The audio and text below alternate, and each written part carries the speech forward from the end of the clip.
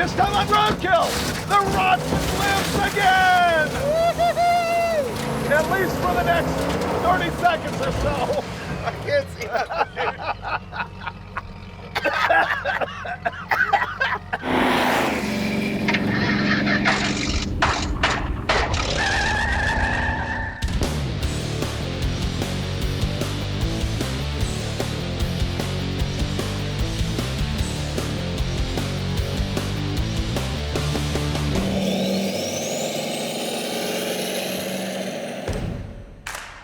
Ah, the Rotsun. This is our 1971 Datsun 240Z that is Roadkill's favorite turbocharged rust bucket. For the past 5 years or so, we've had a love-hate relationship with the car. Finnegan loves it, and I hate it. I mean, don't get me wrong, it's awesome and everything, but it is also so hacked and so rusty. But my biggest gripe is that it never fails to fail us. Every time I get excited about it, it breaks my heart. The first time was in episode 25 when the V6 Chevy-powered 240Z was our pick to win our shootout, but it broke on us. And then we added a junkyard turbo and got kicked off an autocross due to an excessive amount of smoke because of an oiling problem with the turbocharger. And then we thrashed it against a brand new Subaru in a shootout until it overheated on the way to the final event. But then we rescued it, and it let us down again at Willow Springs International Raceway, where we were going to race it against the Jaguar with Randy Topes. Oh, that's bad. But instead of giving up on her, we decided to fix the engine, add a cage, and race it at the 24 Hours of Lemons. Everything was going great, except for a whole slew of problems like the wastegates falling off, electrical issues, the transmission breaking, and eventually the engine completely seizing up. So finally, we retired that Chevy V6 and replaced it with a Ford 5.0 V8 from a Fox Body Mustang. It was like a new car again, with more power and a beautifully obnoxious hater pipe and turbos sticking out of the engine bay. And all was great until we tried to drag race it against the Crusher Impala, and the rear end thought all of our new power was pure evil and spit the axle shafts into oblivion. Now, after years of letting us down and years of neglect, we're giving the Rotsun yet another chance to crush our dreams and break our bankroll.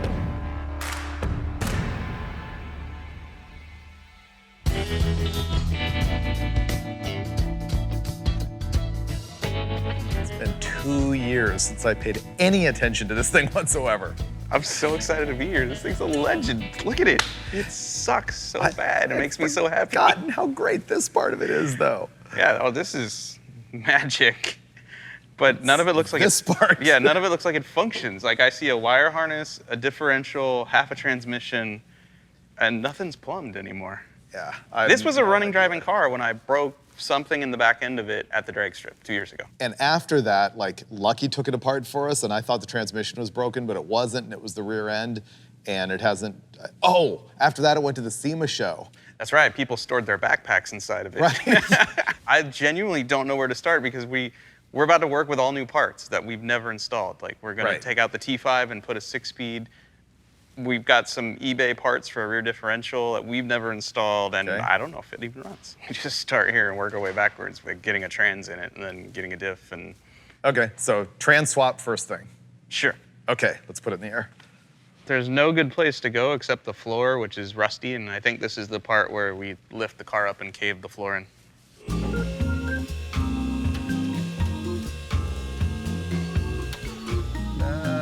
Whoa, it's bouncing the back off. It seems much safer. Wow.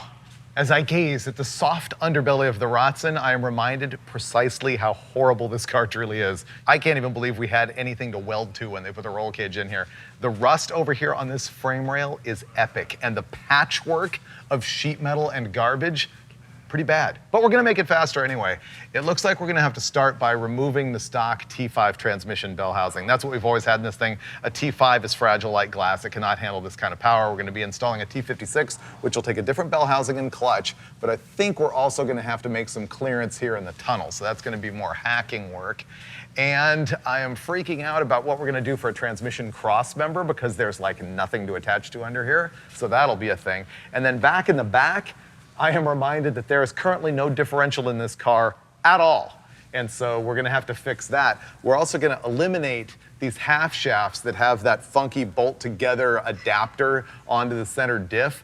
And that is what we were welding together at Tucson Dragway the last time we had this thing out when we were drag racing against the Crusher. I guess that's gonna be eliminated.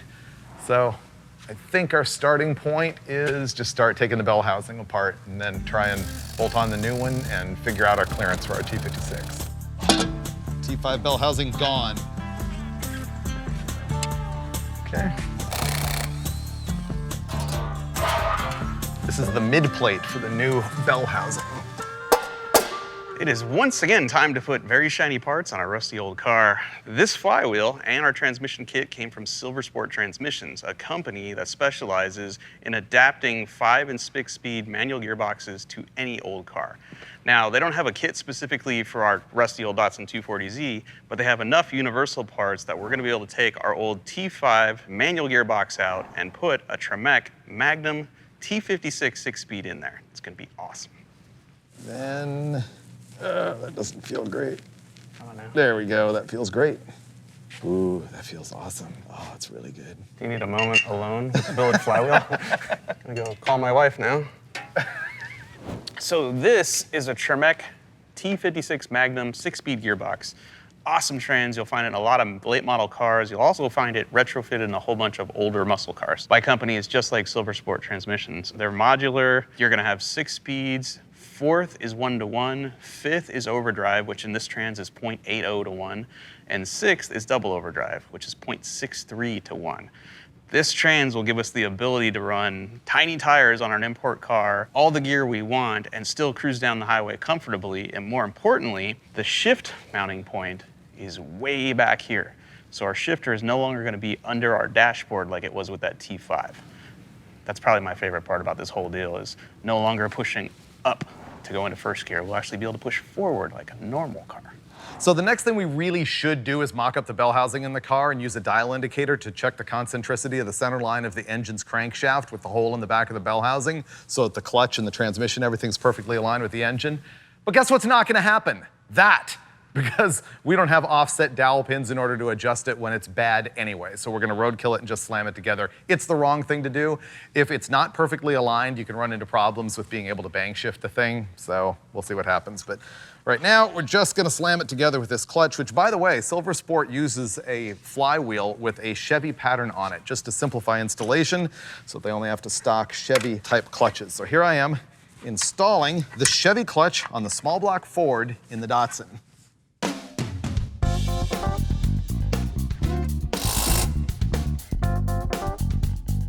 We wanted to heave the transmission up in here just to see if it was gonna clear the floor pans and tunnel and all that stuff, and we hadn't even messed with the throwout bearing yet.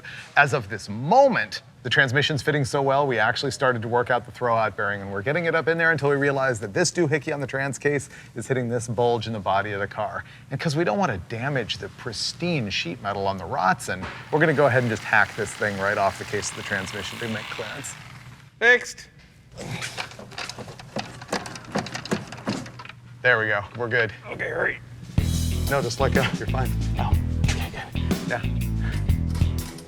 We have broke nearly everything in the drivetrain of the Rotsun over the years. We broke our T5 transmission twice. We broke our rear differential. We broke the half shafts. I mean, we've destroyed everything thanks to our Ford Power Stroke diesel turbo power plant. And once again, we're gonna go with spend way too much money on parts the car doesn't deserve, and we're gonna throw $1,200 worth of eBay stuff on a pallet at the rear suspension and drivetrain, and then we're gonna go throw another $3,000 worth of polished and powder-coated billet parts to make this fit that rusty car. What you're looking at is the complete rear suspension and differential and brake systems from a 1990 to 1996 Nissan 300ZX twin turbo car. What does that mean? It means we now have a larger differential. This is an R230. This is bigger than a Ford 9-inch ring gear. We're gonna get 369 gearing, a viscous limited slip, 28 spline axles and CV joints, 5-lug conversion, which is gonna give us way more options for wheels and tires on the back of the car now. And all of that billet goodness is going to make this fit that car and ultimately be just that much more reliable than it used to. Oh. R200, this was the one we got off eBay out of a Subaru WRX STI. 8-inch ring gear, really not bad, limited slip. That's a pretty good diff that bolts right into a Datsun 240. This is an R230, which has a 905 ring gear, bigger than a 9-inch out of a Ford. 28 spline axles, bigger diameter, and less likely to twist in half like that one did. If you look here, this side, look, it turns, it's great. This side, Not so much. yeah, not so much. So yeah, hopefully this doesn't happen with this. I have better faith in it. Here's a list of everything we're about to replace. All of this stuff's going away. The only thing we're keeping from back here are the stock lower control arms.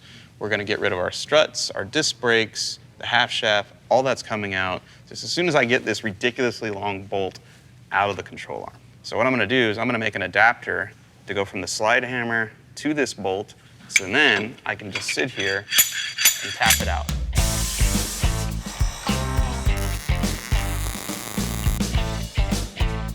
Now, thread it together. Working.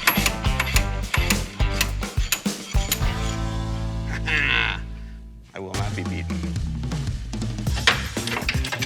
Go. All right.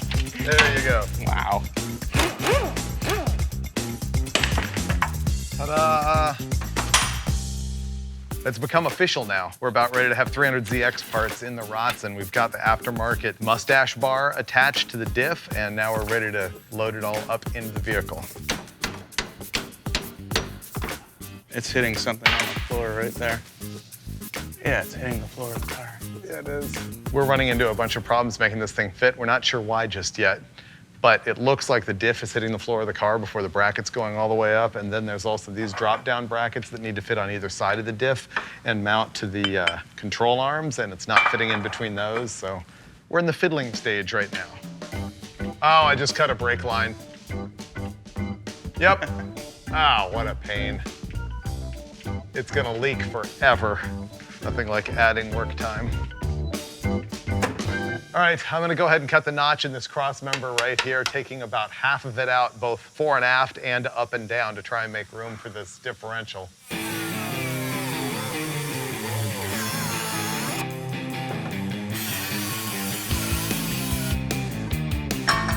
Love welding right next to a fuel cell. Oh yeah.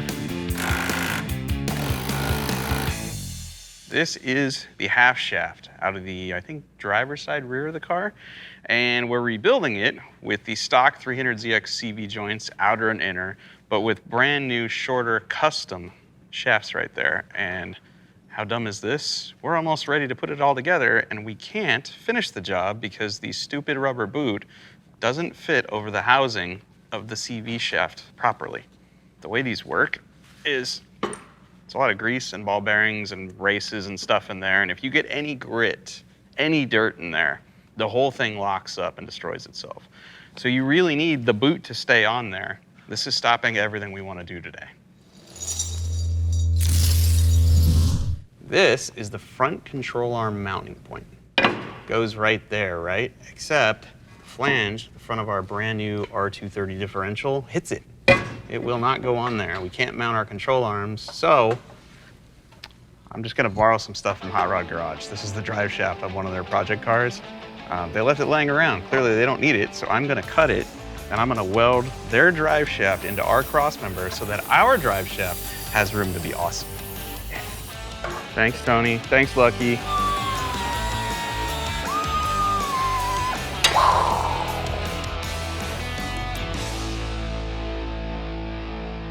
And that is how you use Hot Rod Garage parts to fix a Roadkill project car.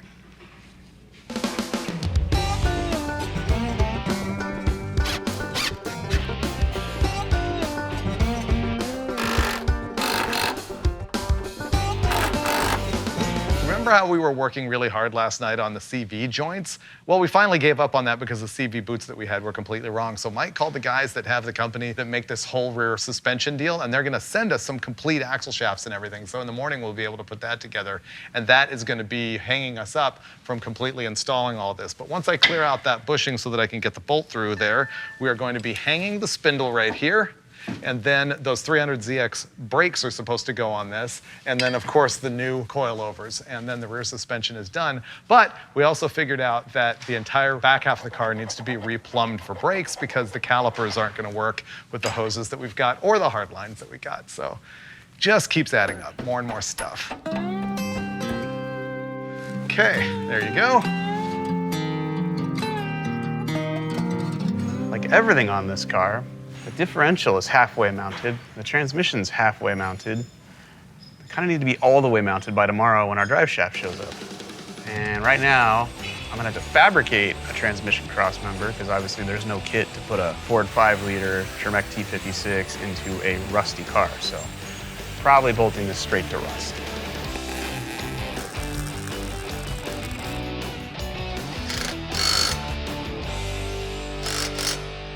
Oh, it's only going to the rusty floor? Yeah. Okay. I'm giving you not one fender washer, but another fender washer To put on the top. to sandwich the rusty sheet metal. That's pretty good. Yeah. I care.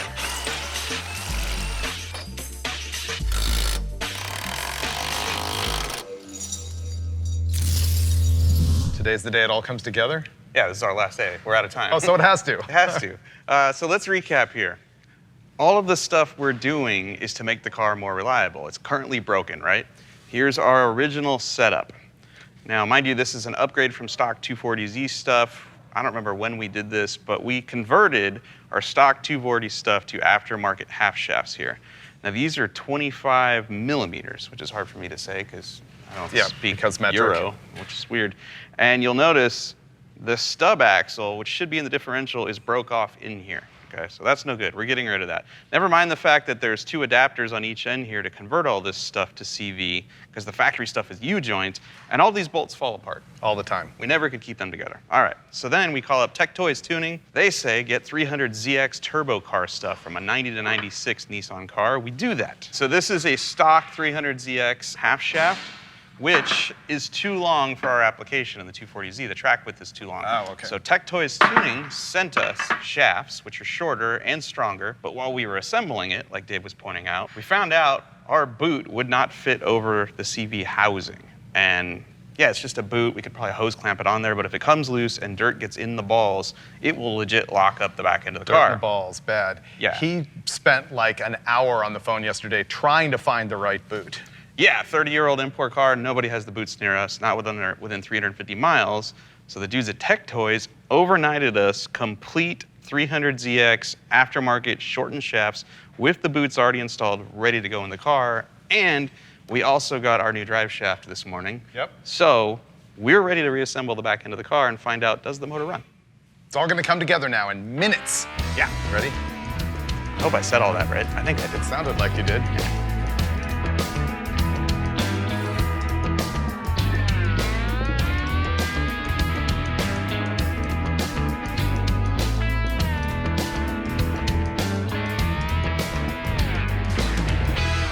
And the adventure continues. Our aftermarket axles, the ones we had overnighted to replace the other aftermarket axles that had a CV boot issue that wouldn't work, they're both too long. And although this looks like it's together, we can't actually put the hub on and the brake on because the CV is sticking through the face of the spindle. So now, this all has to come back apart again, but at least we have a solution. The driver's side, which is the shorter side of this deal, that'll get swapped to the passenger side. The passenger side axle will come back out. I will disassemble it and use our original aftermarket axles, which are shorter, to rebuild it. And I'll put that in here, and then with any luck, maybe by the end of the day, we'll have brakes on this and maybe even back tires. I think we're supposed to be at a track tomorrow. That's probably not gonna happen. At this point, I'll just settle to do a burnout, even if it's right here on the lift. I don't care anymore. I just want to hear the car run.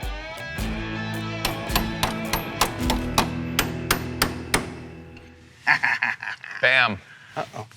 What do you mean, uh-oh? There's no uh-oh. Still too long? If this doesn't fit, can we just pretend this was all a joke and go home? You know what we did pre-Roadkill with the Crusher Camaro? We had a center blocker and a rear end and couldn't get an axle to go in. We changed the chunk at West Tech. Yeah? And I cut the end of the axle off. Yeah, you did. There isn't enough spline depth on this. When this thing is fully installed, it uses 100% of the spline. But this end might be. What he's trying to say is this axle is also too long. That's the punchline. Yeah. Yes. I'll cut and sleep the son of a It'll be just like old days, because we did that on the Rotsun before. I will cut the axle in the middle. I will sleeve it. I will rosette weld it. We've done it before. I will say nice things about it as I'm doing it. Just want to drive out of the shop. Okay, not even out of the shop. Burnout on the lift. Burnout on the lift. That's all I need in my life right now to make this worthwhile. I'm not even mad. It's a good car. Just to be clear, we have 6 different axle shafts here, and they're all wrong.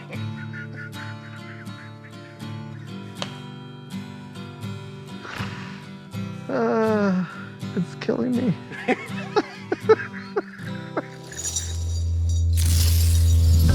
We spent the night crying and laughing at this ridiculous problem with all of these axles we're trying to make fit. It is just a mess of custom and aftermarket parts. But we found a guy on social media who probably had a mix of stuff that was gonna solve our problem. So we headed down south on a short road trip to check it out. Well, I brought everything I think we need to disassemble it. And I don't think it's fully assembled anyway, so we should be able to get back, I'm thinking, in 3 or 4 hours. What exactly do we need? So the control arms we have are stock, because when we ordered the kit, they were out of their control arms. Well, their control arms are adjustable up to 1.5 inches, almost 2 inches, so you can increase the track width, which is what we need with our axles. Our axles are too long. Yeah. Put the longer arms on, that'll space the upright out, then we should be good. No more shortening and resplining axles. Like, we should be in good shape with this, hopefully. Man, this is nice. We're in Palos Verdes, California. We had a sweet drive up here in my old 67 C10, and we're visiting Joe, who's a Roadkill fan. He's been to a bunch of our events, and he's got a 71 240Z with the same aftermarket rear suspension. And Finnegan scienced out that the lower control arms have adjustable heims on them so that we can spread it out, which will solve our problem with having too long of an axle. So this is gonna be great. We're gonna gut this guy's car and leave him with a shell that won't roll anymore. Perfect Roadkill. What all are we taking here? Just these control arms, unless you needed something more. All we gotta do is unbolt the inside. And drop the coilover. Yeah, unbolt the strut. And pull the brake line, and you guys are set. Yeah. Coilover's off?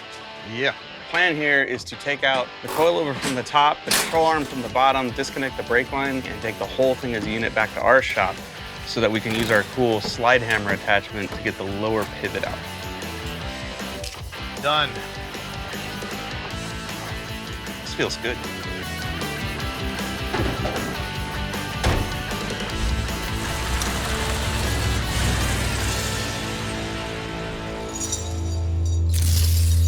That guy was cool. Can't believe you let us strip his car. What we're looking for is the aftermarket control arm being not shorter than the stock one. It needs to be longer. It's currently 1/8 shorter. So the heim joints have to be threaded Okay, wait a minute. a lot. Oh, dude. Okay. I can't even see the end of that heim. That's not going to work. I think you have a 1/4 inch of heim sticking in that bung, and unless there's some super extendo 3-inch long heims out there that I'm not aware of. The tubular control arm is shorter than the stock control arm, not longer, and there's not enough adjustment in these heim joints in order to make it the 2 inches longer that it needs to be. Dear Joe, thank you for being a Roadkill fan and allowing us to disassemble your car. We appreciate you, but it did no good. Let's just light everything on fire. Yeah, they're shorter. They're not longer. I'm shorter, dude.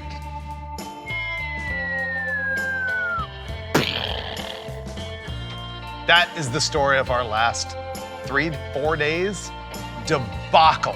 We had 3 sets of axles that were the wrong length, so we can't get the rear suspension together. Then we did the Hail Mary with that guy Joe, who was super cool, and we gutted his car right in his driveway, got back here, and poof, like that, realized that the control arms were completely wrong, also not the solution. So right now, it's Friday at like 6 p.m. There is nothing we can do to get the rear axles solved.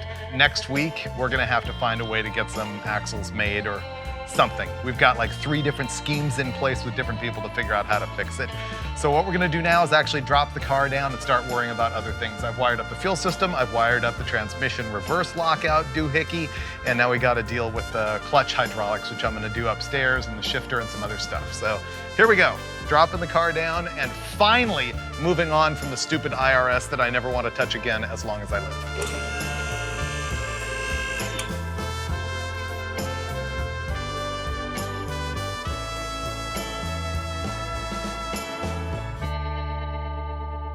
This will be a piece of sheet metal that covers the gaping hole that was in the transmission tunnel left over from, I don't know, the previous 2 transmissions that used to be there. I'm gonna cut a nifty little hole right there. Then I'm gonna cut it out of sheet metal here. Shifter will come through. I'll high five Freiburger. He'll probably cry because something's actually getting done. Yeah! Happy days are here again.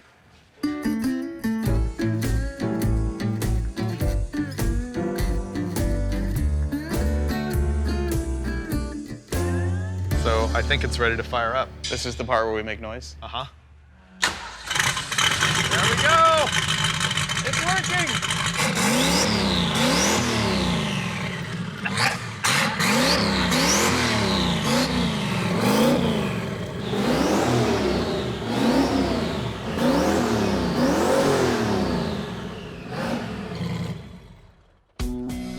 Okay, it works. It's just like I remembered it. So crappy, I love it. All right, that's a victory.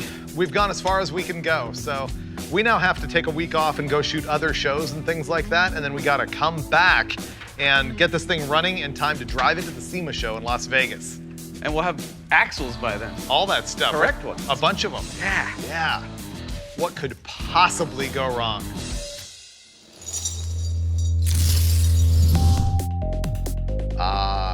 I feel much more relaxed now. You know why? It's 2 weeks later. And in the interim 2 weeks, there's been all sorts of relaxing things going on. Like, we shot a whole episode of Roadkill Garage, a whole episode of Faster with Finnegan, a whole episode of Junkyard Gold, and 4 episodes of Engine Masters. And now we're back here with the Rotsun. You know how many axles we ended up going through in order to find the right ones for the independent rear suspension? 9! Yes, 9 axles was the key number. And because we were out doing other things, we had Lucky bolt them in for us. He also made the brakes work, had to grind down the caliper here to make it work with the wheel, put on a little wheel spacer. This is all good to go. So finally, Finnegan and I can move on into doing the other things that this turd needs in order for us to hit the road. It needs like a passenger seat, and we gotta figure out why that turbo is smoking so bad. We got a real oiling problem there of some kind. And then once we get it fixed, we're hitting the road to the SEMA show. And we might even make it there, but I doubt it.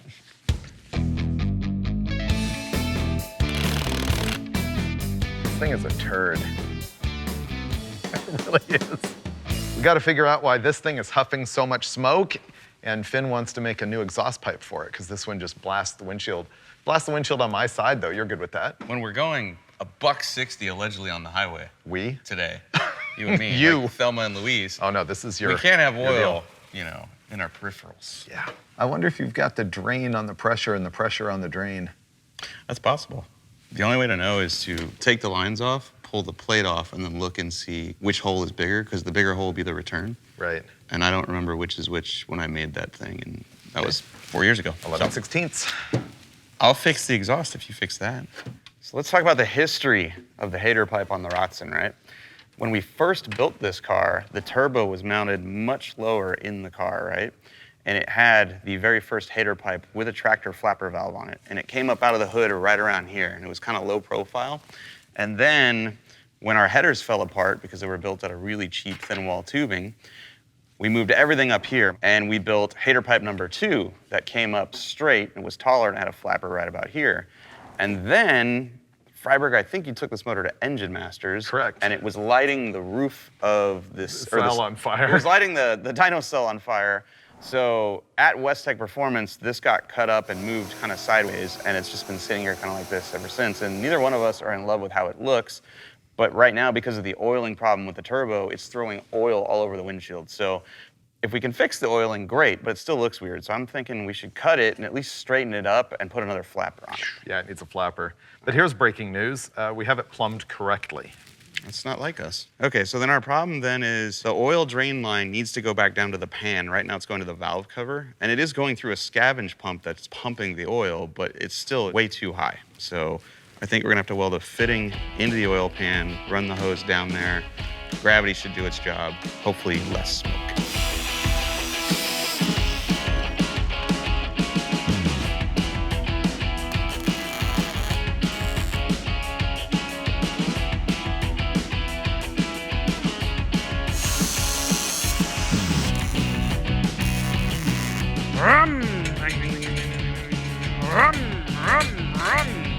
Hater Pipe 2019, done. I don't know why this makes me so happy. It's gonna obstruct my vision. It's gonna be loud. People are gonna stare. Oh yeah, that's why I like it. People are gonna stare.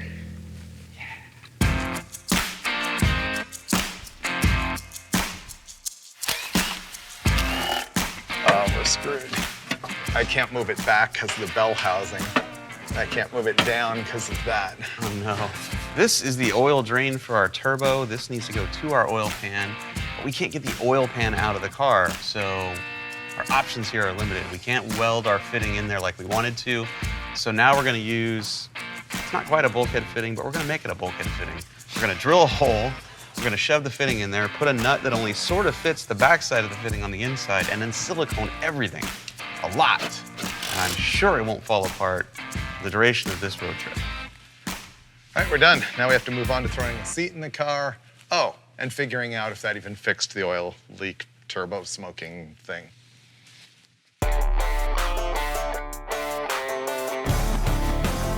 Ready?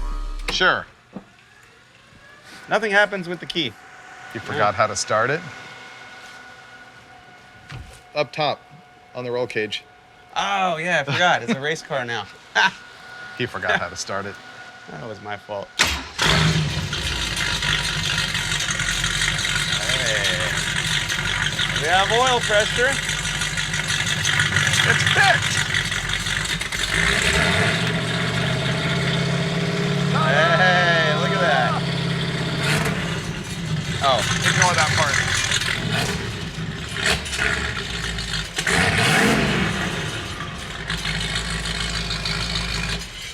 I think it's good enough for who it's for. We're all good except for the actual wet oil coming up out of the pipe. I'm sure that's residual.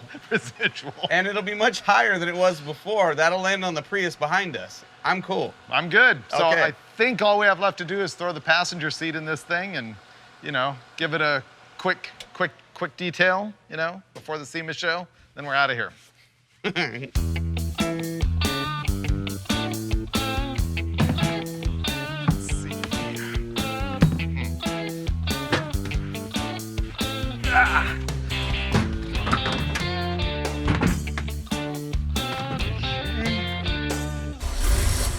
Ooh, headlights might work. I see something going on.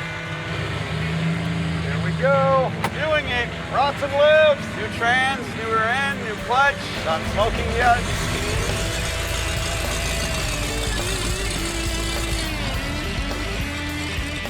Man, this thing drives good. That's good too. Too bad it's utter trash. I think we get there by midnight. We valet park this thing like G's. Roll in, bet it all on black.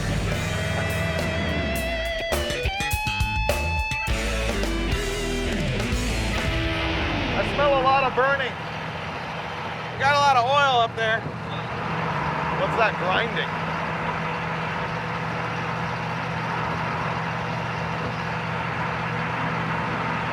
Now you got me worried about that rear wheel falling off. Who put it back on? I put the wheel back on, but remember the whole clip thing? What clip? Oh. Oh. You convinced me it was fine. That was before we were driving it. Oh. I assumed we'd never leave the shop. Oh. Whoops. Well, we're really not going very fast, so if it falls off, we'll be fine. Yeah. If it fails to fail, will it still be the Rotsun? Oh, yeah. I mean, I can see through the roof right now. I can too. Here and here and here. Over there. Right there. Yeah. This car is still totally offensive. I think that's what I love about it.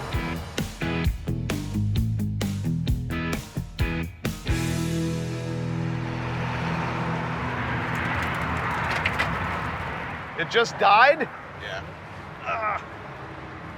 Well, at least we got a shoulder. Wow. Yep. The Rotsun is great again. Oh, except for the dying on the freeway part. David Freiburger here, coming to you from the side of the freeway where the Rotsun has failed once again. Mike Finnegan, what's going on in this situation? Well, I'm having the time of my life, David, because as you know, the shoulder of the highway is where I like to spend all of my time. So that's a wrap on the Rotsun once again, failing us in royal form. We gotta get a battery.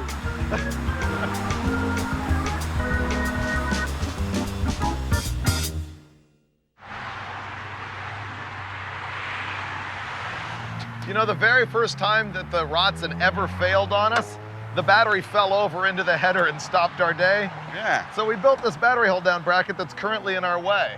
it is. Now the question is, did the battery fail or do we not have a charging system? I'd say both.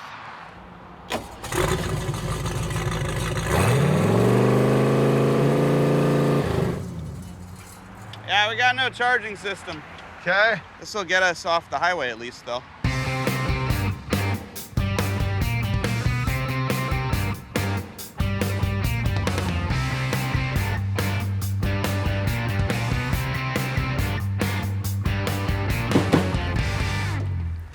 Okay, it says cut, but it won't cut. These are the world's worst crimpers, and yet I'm going to use them to fix our charging problem. Battery's dead because the alternator's not charging it. And the alternator's not charging it because we had a little tiny wire that excites this thing, and it was broken in half. And I'm going to fix it with this wire that's the wrong color and the wrong size. If I could just find something to cut it. Oh, wait, here we go. All right, so I'll use the pliers to cut the wire, and then I'll use the wire cutters not to cut the wire. That's not even a good stripper either. All right, if you see these, just throw them. They're useless. Oh, but these won't crimp. I need those back. Damn. Okay, go for it.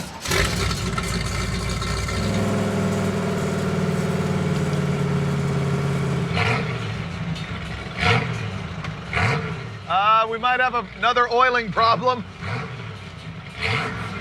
Well, stop. Keep doing it. You might not have the pump on. I wonder if that somehow powers the pump. That's my guess. The odd thing is that's not showing any voltage, but when I disconnect it, we get oil out of the exhaust, as if that's powering the scavenge pump or something somehow. That is weird. Yeah. The whole problem was the wire was not going to anything. So there was no voltage to excite the alternator. But I think if you start it up now, I think we're gonna see 13 volts right here. Going up. Go ahead, rev it. Okay. All right. The battery's really dead. It needs to charge, but it was climbing as you revved it. Okay. It's fixed. Barstow, baby, Barstow. Woo-ha! What happens in Barstow stays in Barstow.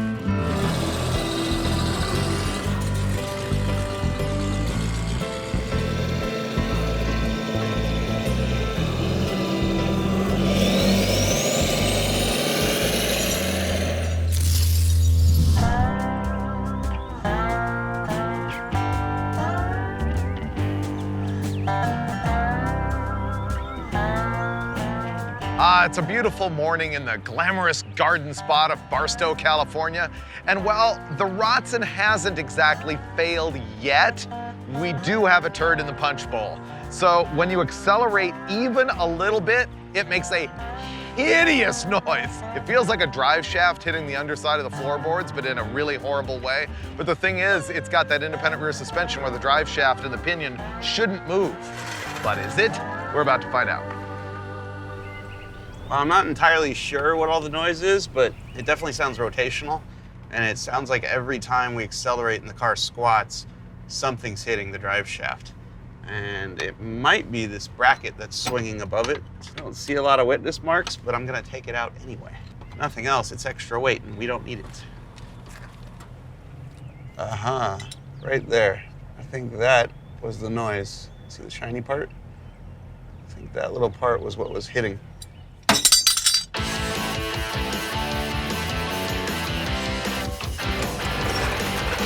Vegas, baby, Vegas. Fixed? Fixed. Good. Nice work. No, no, no, no, no! I have no door latch. Oh, let's make it a U-turn.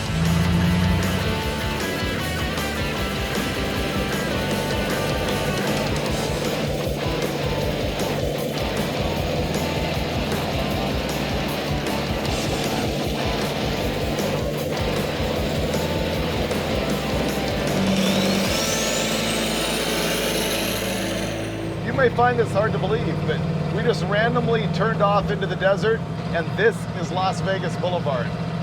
This goes all the way to the Strip, This goes all the way there. and it parallels dirt and desert. Well, that's prison right there. All right, we're not gonna stop here. But after prison, yes. So we're nearly to Vegas. The car still runs, and we haven't done a burnout yet. More importantly, the Rotsun hasn't failed yet. So we need to give it its best opportunity to fail. Agreed. Let's go find some desert to play in.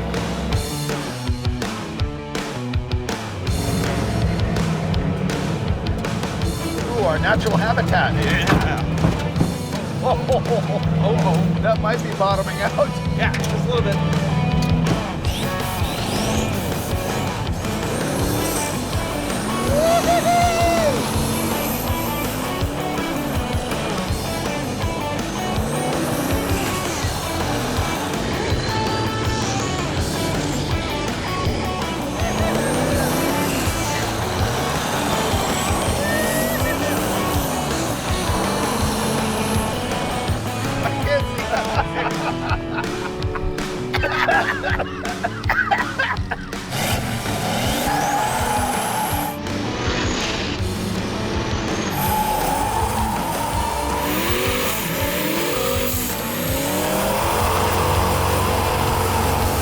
That was Rotsun levels of violence. That was pretty good. It works! And you know what? It's still rolling. Maybe it'll get us all the way to the SEMA show. It works! Let's go. Vegas! Vegas, baby. You're so money, you don't even know your money. Oh, dude, you're like this big bear with these claws, and you got these claws, and you don't know what to do with them.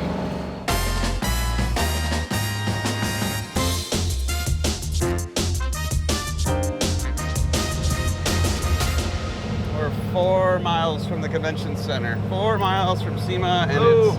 it's 235 degrees. What do you think? Keep going? I thought it was gonna fail to fail. Oh, it's gonna fail, but the question is, does it fail here on the Strip, or does it fail at the convention center where all the cool cars are? I can't believe the water's still in it right now. Technically, we've won. We've made it here, but we're still 4 miles from SEMA in the convention center, and we are now actually overheating. That's 236 degrees and climbing. There's a lot of holes in this car that coolant could go through when this thing finally pops. I got news, that's 240. Oh boy. Yeah. Oh, dude, I feel the heat through the floor now. Yeah, I smell it. I almost don't want to pull next to the curb, dude. If it pops near a pedestrian, we're in trouble. I know, we gotta get in a lot or something. Let's just pull in here.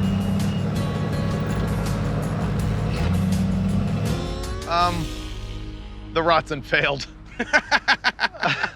And technically we made it. We did make it. I could smell the corn dogs at that convention center from here. Oh yeah, it's literally right there. We're in Vegas. There's a Ferris wheel. We got Vegas, we got the Strip, we got the whole thing. We did not make it to the SEMA show. What happened is we were doing burnouts, as you know, and it got hot, and we got on the freeway, and it didn't get better, and we got in traffic. It climbed above 240 degrees while sitting in traffic. So, Walking? walking. I love this car. I hate this car. Look at it, it's the Rotsun. It's back.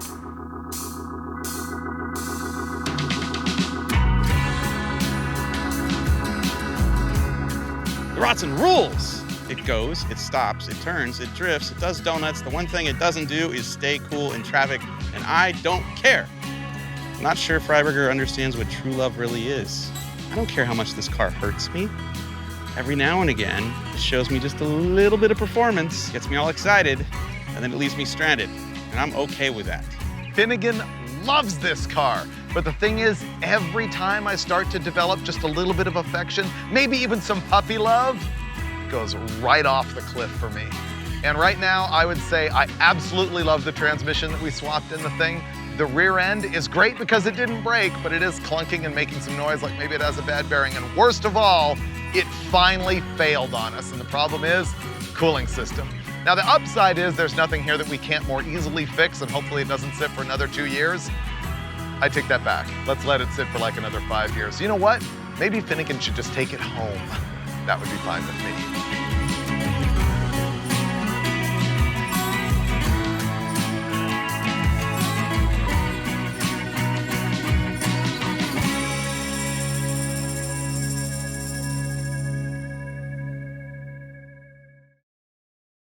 I hope they changed the theme music for the end of this episode. I feel like it deserves something better than we normally have. Like the Rocky music or something? Definitely. Eye of the Tiger.